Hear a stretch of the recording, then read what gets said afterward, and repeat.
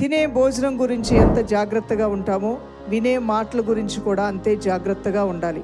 భోజనంలో విషం పెడితే ఎంత ప్రమాదమో, చెవిలో విషయం పడితే కూడా అంతే ప్రమాదం. కొన్నిసార్లు మన చెవులు గ్రహించే మాటల వలన మన స్వభావం మారిపోవచ్చు. మంచి చెప్పే వారిని గౌరవించకపోయినా వారి మాటల్లో మంచిని మాత్రం తప్పక గ్రహించు.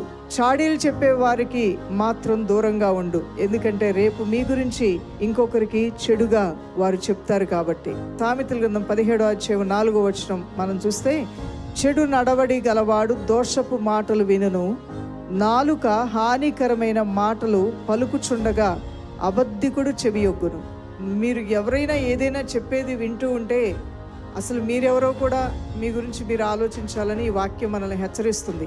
ఇతరులకి హాని కలిగించే మాటలు ఎవరైనా పలుకుతుంటే, ఉన్న వారిని విడదీసే మాటలు, ఐక్యతను చెడగొట్టే మాటలు, విభేదించే మాటలు, చెడ్డ మాటలు, ఇవన్నీ ఎవరైనా మాట్లాడుతుంటే వాళ్ళతో నువ్వు ఏకీభవించకూడదు.